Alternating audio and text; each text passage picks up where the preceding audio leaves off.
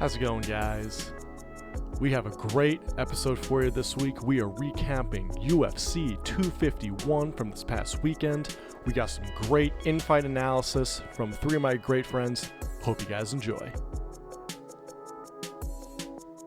All right, joining us now, we have not one, not two, but three guests joining us on the show. Our first guest, she hails from upstate New York, Dana Mascari. Dana, how are you? I'm good. How are you? I'm doing great. Our second guest, he hails from the great town of Wayland, Massachusetts. It's Bobby Jones. Bobby, how are you? Tsipis, I'm doing well, my man. It's an honor, honestly. All right, and our third guest. He is one of my best friends from the University of Arizona, the man who actually got me into UFC and the man who sent me the link. Shared the pay-per-view. Yes, sir. Split the pay-per-view because we all paid for it. Hailing from Scottsdale, Arizona, the king of Cave Creek, Dillon Nageotte. Dillon, how are you? Dude, I'm doing great, man. It's great to be here. Thank you for having me. So, Dillon, we'll start with you because you texted me last night with the message, 5 for 5, baby. Yep. You went perfect. They call me the dub maker or Dylan Dubs, if you will. Dylan Dubs. Okay, well, Mr. Dubs, I said you would get first crack at gloating because you did go 5 for 5 in your prediction. So I'll give you as much time as you want to gloat, and then let's just start off. What was your favorite fight of the night? Okay, so I know technically fight of the night went to Rose and Jessica, but I stand by my original prediction that Jan Aldo was the fight to watch. I mean, I know Aldo got finished in that fifth round. It was late. It should have been stopped earlier in the round. But, I mean, they let it bang for 4 rounds and some change. And it was a fantastic fight. I mean, Aldo showed that he's a veteran, but he's still got a lot in the tank. And Jan was just a savage in there, man. It was a great fight to watch. I loved that one. Happy to see Jan win, but I would have been happy either way. I was happy that I got every prediction right except for the Holloway fight. That sucked. I was rooting for Max. I thought he won it. I thought he did enough. But other than that, yeah, I was happy with the outcome of everything. The main event was kind of boring. I like to watch grappling, but when it's just Kamaru shoving Jorge up against the cage, it's not like either one of them are really working. So that was kind of disappointing. It was exactly what I expected, but it was still a bummer. But other than that, I mean, I thought it was a great card. It was Hebos dominated Paige Van Zandt the first fight. Jan Aldo was a great fight. Rose did amazing. She started to wear it late on, but she had a great beginning of that fight especially.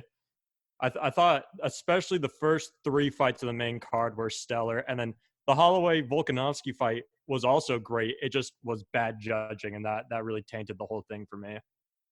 Dana, what was your favorite fight of the night and thoughts about the main card? Yeah, well, honestly, I'm sticking with the fight of the night with Rose Andrade. I think it lived up to the what we hoped the rematch would be. I love to see Rose come back and be able to make the adjustments that she needed to. Obviously, they worked a lot with her mental outlook in the fight. Hearing her corner, I know that she lost some family members to COVID. So to see her be able to pull off this win, get back on track I was really happy to see. And I'm excited to hopefully see her and Wei Li next. I feel like that's, the fight to make after that. So yeah, I think that definitely lived up to the hype. I went for 5, so I'm not as perfect, but yeah, I was riding the hype train a little too hard with Masvidal. I know the odds are against him, but I was like, why not? But it did go as expected. Usman's definitely he's gonna stick to his game plan. I mean, it's the most effective way. Masvidal is just not a good matchup. It's not gonna. It doesn't play to his strong suits. So obviously, Usman's gonna take advantage of his wrestling. When you're looking at who Masvidal is gonna fight next, a lot of the guys that he could fight are not gonna suit his style either. So that's why this was kind of his chance to set up a possible fight for McGregor. That might be out the window now. So it'll be interesting to see who he fights next. But yeah, another disappointing, and I know everyone is talking about how boring it was, but I mean, it's also just how it's smart, it's just a smart way to win. Bobby, I know you're off in the links right now. It's beautiful. Maybe have a nice, beautiful sunset where you are. I know it's a podcast, but it's seems like you're having a good time. But don't want to interrupt your backswing. Your thoughts on the main card? Yeah, I agree that I thought Jan Aldo was going to be the fight of the night, and that was my favorite fight to watch. I mean, I thought Doug Rose versus Andrade was great as well. Andrade was pretty impressive, honestly. I thought Rose was going to come out and smack her.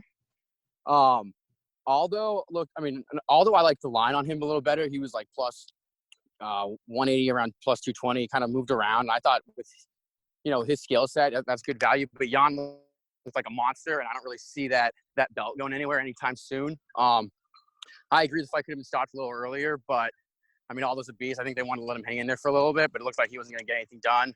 I also would like to see Rose versus Weili. I think that would be a really good one. They both look obviously really impressive, both really good strikers. So that should be interesting. I think that's definitely the next fight to make. As far as the main card goes, I wasn't really surprised with what happened. I kind of thought Usman was on another level than Masvidal going into it, just with, who he's beaten and how dominant he's been in the UFC, besides really against – his only close fight was really with Colby.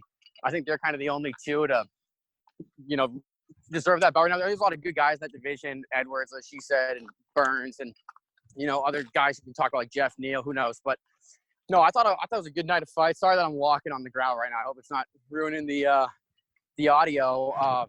Sneaky, my favorite fight of the night might have been Ozdemir versus Projaca or whatever. I'm probably mispronouncing his name, but that guy looked like a monster. I think he was in 23 wins or 26 wins. He had like 23 knockouts or something like that. So it was cool to see him kind of make his debut in his own fashion. He looked like a nutcase out there, like smiling and laughing and moving his head around. But to see him get that knockout was pretty cool. I thought it was a great night of fights. I hope other people did. Volkanovski Holloway was a good one too. I know a lot of people are mad about the decision. I thought they were going to give it to Holloway. I had Volkanovski, but I don't hate the decision as much as most people do. I think 1 and 2 obviously went to Holloway.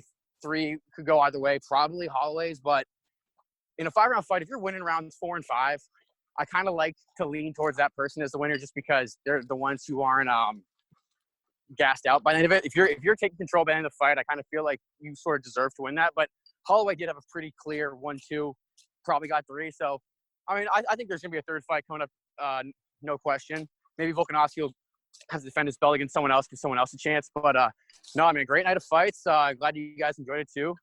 Tsipis, I'm glad to hear you're a fan, my man. Yeah, I've been a casual fan, I guess, because it became much more mainstream in the sports realm. And so just as a sports fan in general, I got into it. And then I think the main reason was me and another one of my good friends at U of A, we would text Dillon over here and go, "You want to hang out tonight?" And he would go, "No, I can't. I'm watching UFC." So it's like, can we come over and watch UFC? Yeah, of course. So I think that's kind of how I got into it, because this guy on my top left corner is just crazy about it. And I do want to go back to the Projaska fight, because that was so much fun. Projaska looks like a psychopath. Like, he was just doing Jedi mind tricks. I loved it. And then to just knock him out, I think I just actively yelled, "Check, please," because he's from the Czech Republic. And so I hope that catches on. I think that was probably also one of my favorite fights of the night. Going back to the main card with Usman, one thing I was thinking about during the fight and afterwards, first was RIP Masvidal's toes. Yeah. But another thing I thought of was the fact that there was no crowd, and the fact that Masvidal is just he's a born showman, and he's a guy who can really work a crowd. And as you said, that fight was kind of boring. Do you think that if there was a crowd, do you think Usman might have kind of caved to that crowd pressure to kind of mix up a little bit? Or do you think he would have stuck to his just clinging game and just did what he did, even though there might have been a crowd potentially booing and being unsatisfied with the fight? I think Usman is just going to do what he knows is going to win. I think even without the crowd and everything, Jorge showed he has great takedown defense. I mean, he wasn't in the middle of the octagon very much. He was always up against the cage. He was popping right back up. who's breaking from the clinch. I think that if there was a crowd, it's probably a similar outcome still. But like I see where you're coming from. I think Usman is just trying to show that he is the most dominant wrestler, especially that division, maybe in general.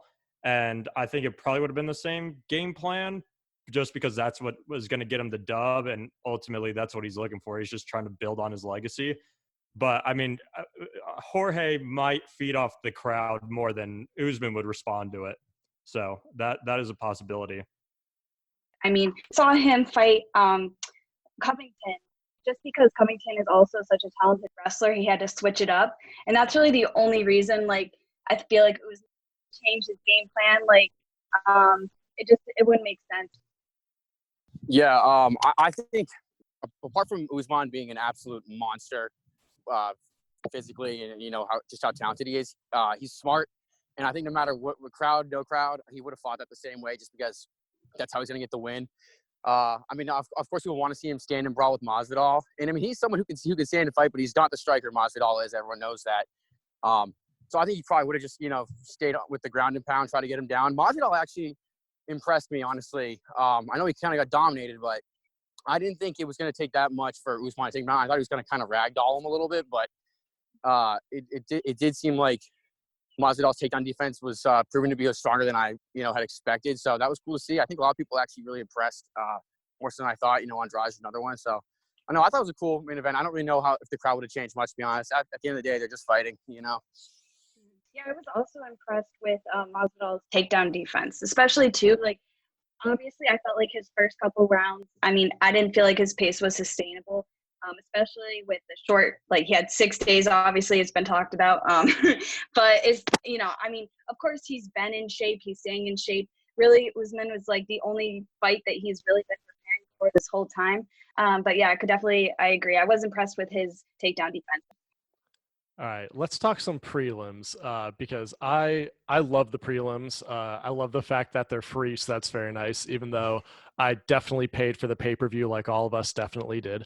So, prelim Pete over here, I'm going to say my 3 favorite prelims were Santos versus Bogatov. I do not know how to pronounce the last name of the guy Prochaska knocked out. Prochaska versus the Swiss Fist. I don't know. I'm just going to call him that. And Amir Khani versus Henry was probably my favorite fight of the entire night because it was like maybe a minute and this dude just choked him out. And like I said, I don't know much about UFC. I'm very new to this, but I learned many things during that fight. One, I learned who Amir Khani is. Born in Iran, is of Kurdish descent. His people were seen as exiles, so he at one point lived in a refugee camp in Iraq before moving to Finland, is now a UFC fighter who goes by the nickname Mr. Finland, which might be the best nickname in all of sports. He then chokes a dude out, but immediately helps him and shows great sportsmanship. So he's one of my new favorite athletes in general, and he was rocking that dope half Finnish, half Kurdistan flag. So Amir Khani is Prelim Pete's new favorite UFC fighter. What'd you guys think of some of these prelims? The first one I really liked with Davey Grant versus Martin Day. Mm-hmm. I don't know if you saw in the end of the first round, maybe beginning of second, it was the flying knees that Davey Grant tried to throw, but he tried to throw them from what looked like he was 7 feet away, and they came nowhere close. So that was pretty hilarious. And then his knockout was super clean. Put his lights out, absolutely. So I thought that was a really cool one. I think my least favorite fight of the night was easily Tybura versus Grecian. That was just a classic heavyweight holding them down. And I thought Grecian was going to be way more effective striking, but he didn't really seem to be throwing anything at all. Another one I really liked was Paiva, or however you pronounce his name, versus Zuma Goloff as well. I thought Zuma Goloff should have taken that one, but I don't know. I thought it was pretty even, so I can't really complain too much about the judging. I'm trying to think about what else. Santos was a good one. I don't know how they didn't call it at the end of the second round when Santos looked like he was going to knock him out, but it actually ended up being a good call on Mark Gar's part because he didn't call it, and it actually looked like what was the name of the guy who's fighting, Bogatov? Bogusov looked like he was going to have him for a little bit and like he was backing in. I actually thought that he was doing better in the third round, but as you know, what's it called? Those 2 nut shots to Santos, gave him that energy. It looked like he was absolutely gassed come round 3. Yeah, I think like I said, I don't know much about UFC, but that was the kind of fight where I saw a guy who was his own worst enemy during that loss. Like he was getting just battered in that second round. He looked out, but he came back and not even just in the third round. Like he came back and even had some really good moves at the end of the round. But just that early third round nut shot, and you have to remember he also poked him in the eye during the first round, so he was already on thin ice.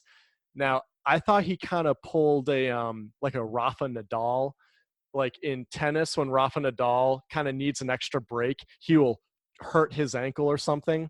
But in UFC, you can't hurt yourself to get a break or pretend to be hurt.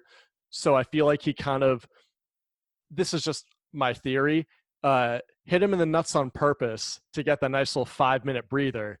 And I'm like, he's well rested. He's ready to go. He's going to win this fight. But then he kept hitting him in the nuts. And I'm like, dude, what are you doing? And he was deducted 2 points. And that cost him his fight as well as his perfect record. So talk about a guy who's his own worst enemy.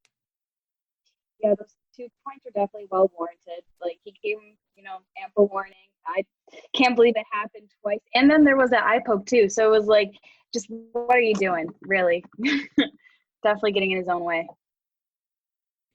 I want to go back to the Grant fight because Bobby already said the knockout was clean. But apparently, after the fight, Grant told Dana that he broke his jaw in the first round, and then he got the knockout. Yeah. What an absolute monster. I mean, that is the dopest thing I've ever, lots of injuries happen that people fight through, but a broken jaw is just on some new wave stuff, and that's crazy to get that clean of a knockout with that bad of an injury in the first round. So I just want to give props where props is due. Oh yeah, agreed. One thing I loved about this night was the broadcast. Michael Bisping doing the color commentating. And as someone who doesn't know a ton about UFC, not only did I think he was very informative for someone who is not a quote unquote avid watcher, I definitely learned some new things. I learned that anaconda choke is a stat. That might be the best stat in sports. He was also just hilarious. Loved just his little side comments, his antics. So I thought the broadcast itself was fantastic. I mean, when something is on ESPN, it becomes mainstream.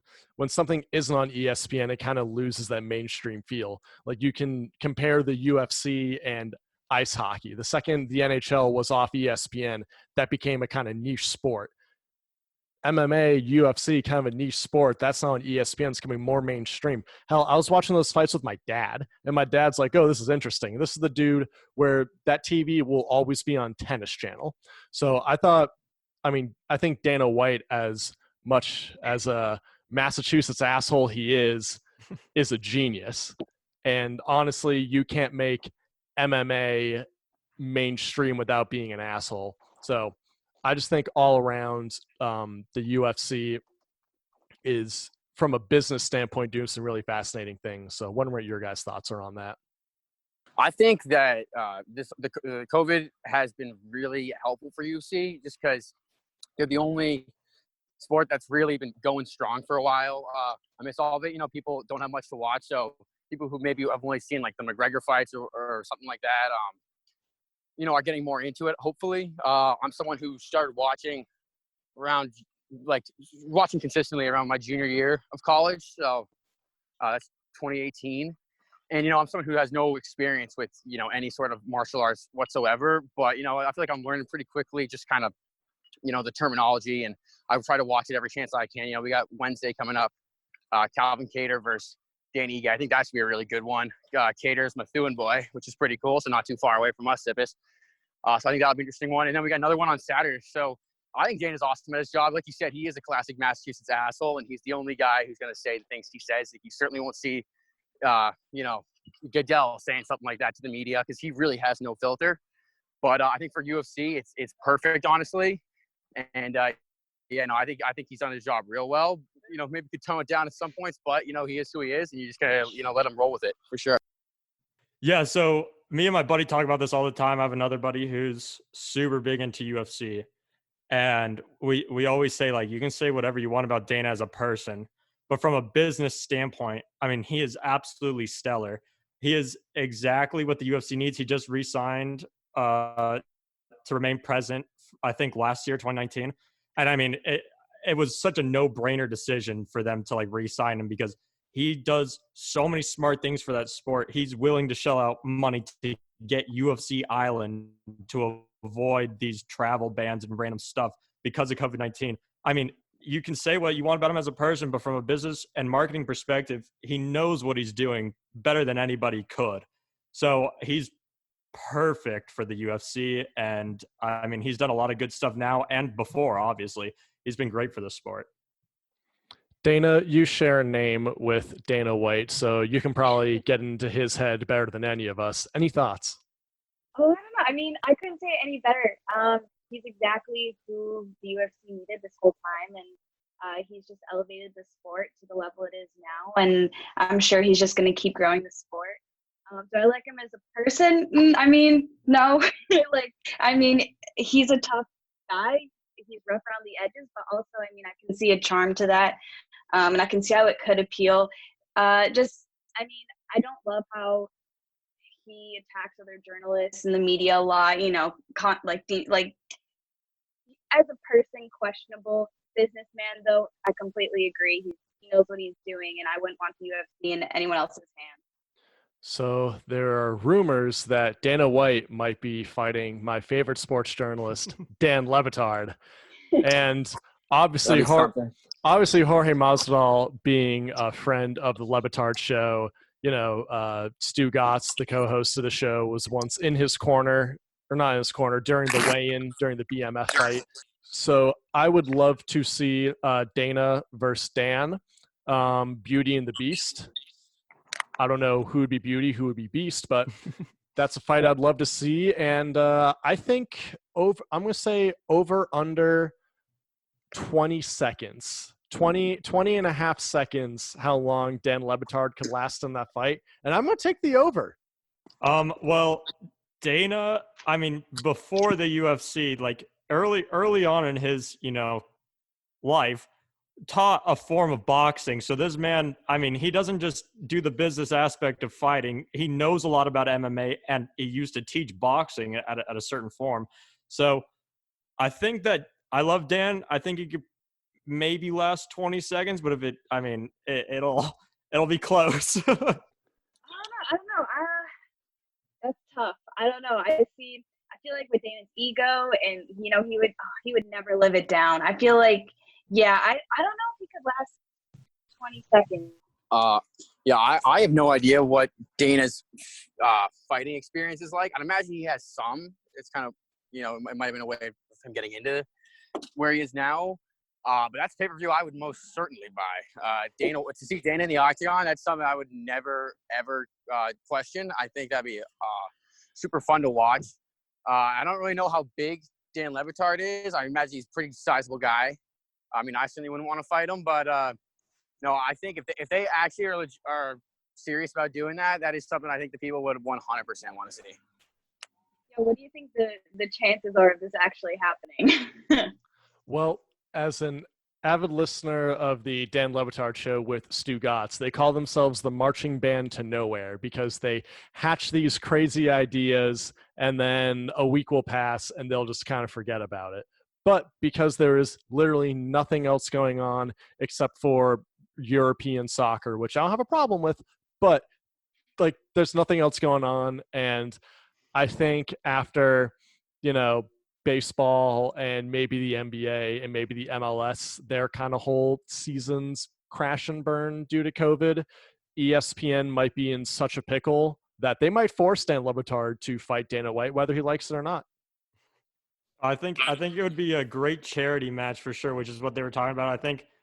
I think Dan knows he gets lit up in that match, but I think that it's for a good cause. So I could see it actually happening. I think Dana would love to, and I think Dan would. So I think that there's actually a decent possibility it happens for charity. All right, guys, before we go, we all know my co-host who is not on this Zoom, Xander. Who would win in the octagon, me or Xander? Tsipis, all my money is on you, my man. Always against anybody. Thank you, Bobby. Yeah. Although, who would you have in your corner? Pick Ooh, me. definitely Bobby and Dillon. Dana, if you want to be in my corner, that would be great. But definitely Bobby and Dillon, because these are two guys who really hype me up. Who really anytime I have any shenanigans, whether that be fantasy football, fantasy baseball, something random. If I text them, hey, you want to hop on a podcast and talk UFC, they're down for it. So, these are types of guys you want in your corner, not in the octagon, but in life. So, yeah, Let's go. Yep. I'd have Pete, Dylan Bobby in my corner. Pete, I haven't met Xander in person. I've only had brief interactions with him over the internet. I say that if we can keep you away from your snacks, we can turn you into a machine, my man. That might be tough because I do like my snacks. Maybe mint Milanos and brownie brittle is the key to victory. I think it's Yeah. not, but you can say what you want. Yeah, Tsipis, your brother. I mean, he's a pretty big dude. He's definitely athletic. He's also a good baseball player. He's good at softball. But you got the heart, my man. You're a guy that you want in the clubhouse, and I'd love to be in your corner. All right, Dylan, Dana, Bobby, thank you so much for joining me. And honestly, thank you guys for agreeing to do this. I am just actively gonna watch UFC more now because just this type of environment is so much fun, and it was so great having you guys on. If you ever want to come back, feel free, shoot me a text because this has been so much fun. You guys are awesome. Dude, thank you for having us, man. Yeah, thanks. It was so much fun. Yeah, Tsipis, the pleasure is all mine, my man. I'm around Wayland. I don't know where you are right now, but you ever want to watch with me, man? You know I'll be. I'm currently in Brookline, so I might be a little closer to Dana than you, unless Dana's back in the boonies of upstate New York. But no, I could probably make my way out and watch it too. I'll have a nice mask and we'll be good. Brookline, I'll make a trip to Brookline, my man. That's not far at all. How about that? Oh, we can maybe stop at Pavement Coffee beforehand. Dana, does that sound good? Yes, I like the sound of this. I'm not included. I'm a bit further drive. Oh. Dylan, I'm back in a month though. I'm back in AZ in a month. I can't wait for you to experience this 111 we're having outside. It's really pristine. 111 degrees or 111 COVID cases an hour? Oh, I think that would be putting it lightly on the COVID cases. So I think you're really coming into the true version of hell if you come back. Can't wait. Dylan, Yeah. Dana, Bobby, great having you. Wow, that was a lot of fun. Thanks again, Dylan, Dana, Bobby, for coming on the show. I cannot wait to have them back. If you have a friend who likes UFC, tell them, hey, Sip Talk, they got Dana on their UFC episode. Is it the Dana that they're thinking of? Probably not. Will they be a little disappointed? Nah, maybe. But they might find something that they like. That's all for this week. I'm Pete Tsipis. This is Sip Talk. Thanks for listening.